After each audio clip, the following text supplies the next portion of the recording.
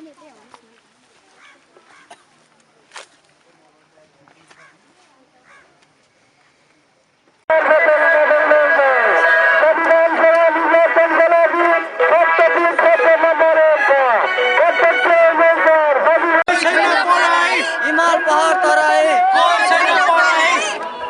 परिवार दलका आह्वान हामी नेपाली नेपाल एक घर नेपाली एक परिवार एक परिवार नेपाली एक परिवार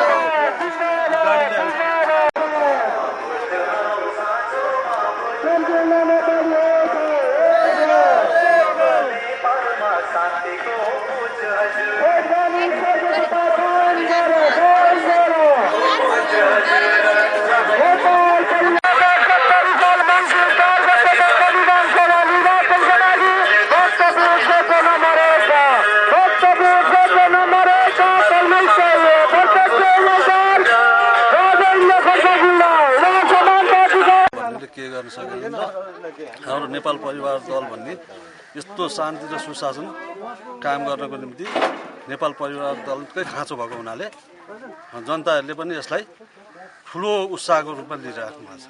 कस्तो प्रतिक्रिया पाइरहनु भएको छ जनताबाट? जनताबाट यी ठुला दलले केही गर्न सकेनन् र अब आउने दिनहरूमा यो साना दल भए पनि पछिका दिनहरूमा ठुलो हुने भएको हुनाले नेपाल परिवार दलको ठुलो खाँचो सोचेका छन्। मैले साह्रै राम्रो पाइरहेको छु। अब नेपाल परिवार दललाई भोट दिनुपर्छ साँचो चिन्हमा भनेर उहाँहरू उत्साही हुनुभएको छ। त्यसले गर्दा नेपाल परिवार दललाई नै भोट दिनुपर्छ भनेर आमा बुबा दाजुभाइ दिदीबहिनीहरू उत्साहका रूपमा लागिराख्नु भएको छ। अहिले जनमासमा यस्तो छ कि यो परिवार दल भन्दा बाहेक अरू कुनै पनि दलले देशमा शान्ति र चयन ल्याउँछ भन्ने चाहिँ कसैले पनि सोचेका छैनन्। पहिला पनि ठुला पार्टी हो भन्नेले अब आफ्नो हैसियत भएको भएदेखि चाहिँ अब उनीहरूकै नेतृत्व कालमा चाहिँ आफ्नो कार्यकालमा आफ्नो देशमा कुनै काम गर्छु भन्ने क्षमता नभएकोले नै अब सर्वोच्च अदालतको प्रधान न्यायाधीशलाई ल्याएर ल तिमी गर भनेर उनीहरू हात छोडेर हिँडिसकेको अवस्था हो यो। यतिखेर नेपाल परिवार दल त्यो ठाउँमा थियो भनेदेखि देशमा कति सुशासन ल्याउँथ्यो होला, कस्तो विकासको कार्यक्रम हुन्थ्यो होला, अनि यो कार्यपालिका र न्यायपालिका एउटै ठाउँमा जाँदैन थियो होला। हेर्नुहोस् अब अहिले जनताहरूमा यस्तो परेको छ कि नेपाल परिवार दल बाहेक अरू कुनै पनि पार्टीले सुशासन ल्याउँछु भन्ने खालका हामीले देखेका छैनौँ। अहिले हाम्रो यो हर अहिले नेपाल परिवार दल बाहेक अरू पार्टीलाई रुचाउने मान्छे कमै देखेका छौँ। हामीले यो पार्टीले जित्छै भन्ने हामीलाई एकदम विश्वास लागेको छ र नेपालमा देशमा शान्ति र सुशासन चाहिन्छ।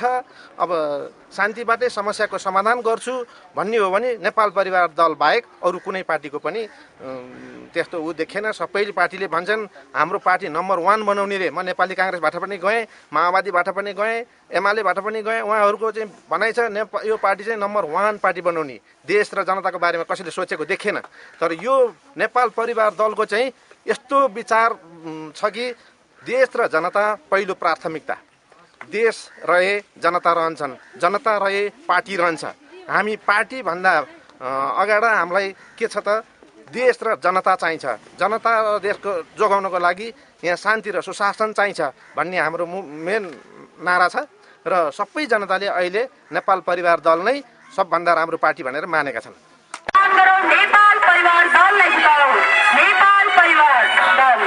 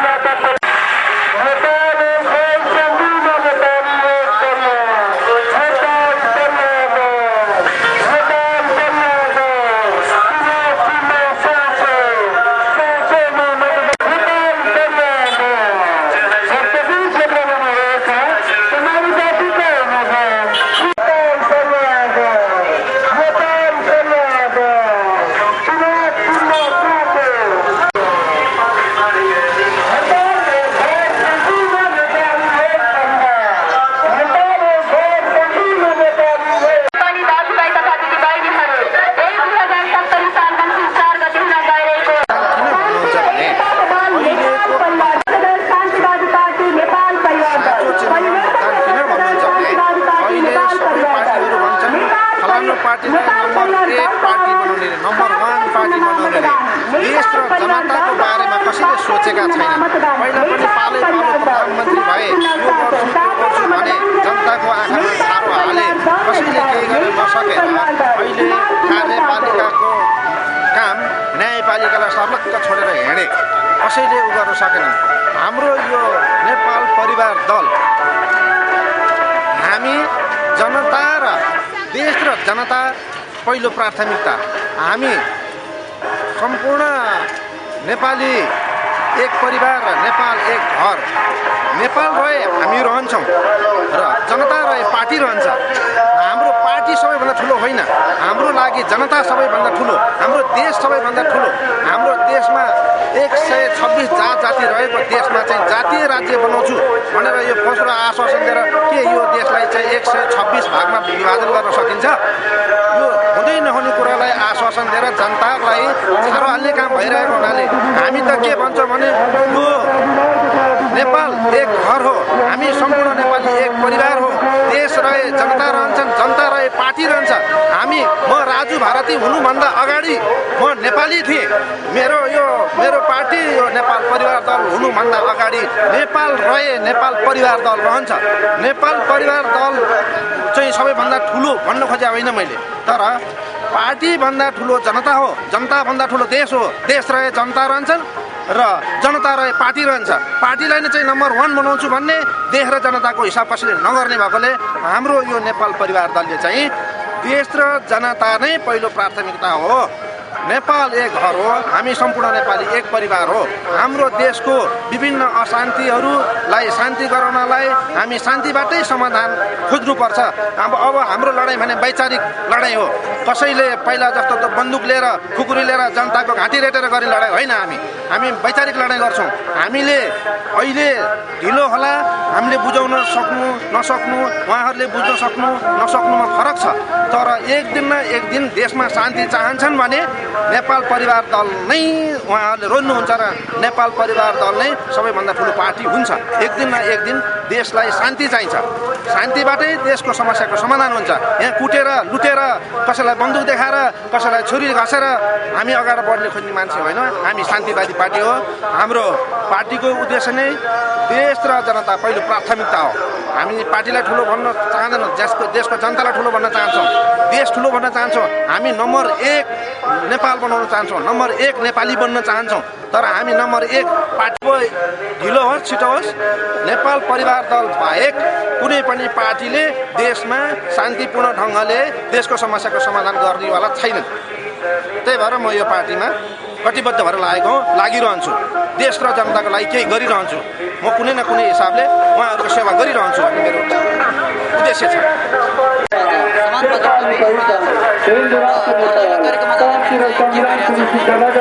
नेपाली जनता घरदैलो कार्यक्रम जाँदाखेरि नेपालीहरूको जति पनि हामी घरदैलो कार्यक्रमबाट गयौँ, जति पनि हामीले जनताको माझमा पुग्यौँ, उहाँले के भनिरहनु भएको छ भनेदेखि अबको यो समयमा हामीले अब ठुला पार्टीलाई होइन साना पार्टीलाई हामीले दिनुपर्छ र ठुला पार्टीमा भनेको धेरै कुराहरूमा विभाजित भइसकेको छ र साना पार्टीमा भनेको धेरै विद्वानहरूको व्यक्तिहरूको पार्टी भएको कारणले यसलाई हामीले चाहिँ मान्यता दिनुपर्छ भन्ने कुराहरू राखिरहनु भएको छ। र साथसाथै अबको भनेका ती पुराना पार्टीहरू जुन ठुला पार्टीहरू भनेका छन् तिनीहरूको भनेको मात्र उनीहरू बुढा भइसक्यो र उनीहरूले नेतृत्व गर्न नसकेको कारणले गर्दाखेरि घर दैलोको आवाज र धेरै आमा बुवा दिदी बहिनीहरूको आवाज के आएको छ भने अबको नेतृत्व युवा वर्गलाई दिनुपर्छ र युवाले नै पाउनुहुन्छ र हाम्रो तर्फबाट पूर्ण तपाईँलाई समर्थन छ। र तपाईँ एउटा युवा भएको कारणले गर्दाखेरि यो देश यो राष्ट्रको लागि यो राष्ट्रले चाहेको पनि युवा भएको कारणले त्यो युवालाई नै हामीले पहिलो प्राथमिकता राखेका छौँ र हामी साँचो चिनालाई नै मतदान गर्छौँ र एकदम उहाँहरूको चाहिँ त्यो एउटा उहाँले दिनुभएको शुभकामना र उहाँले दिनुभएको एउटा सपोर्टको कारणले गर्दाखेरि आज नेपाल परिवार दल भक्तपुर जिल्लामा पनि व्यापक रूपमा चाहिँ प्रचार प्रसार साथसाथै उहाँहरूको चाहिँ पूर्ण साथ चाहिँ हामीले पाइरहेका छौँ र राम्रो मत पनि हामीले पाइरहेका छौँ र पाउने आशामा पनि छौँ। र पक्कै पनि हामी भक्तपुर जिल्लामा समानुपातिक तर्फबाट पनि राम्रो सिट ल्याएर यो देशको लागि राम्रो संविधान निर्माण गर्नको लागि र युवाहरूको चाहिँ व्यक्तित्व विकासका साथसाथै युवाहरूको चाहिँ नेतृत्व गरेर अगाडि बढ्न सकिन्छ र सक्छौँ भन्ने अठार साथ हामी अगाडि बढिरहेका छौँ।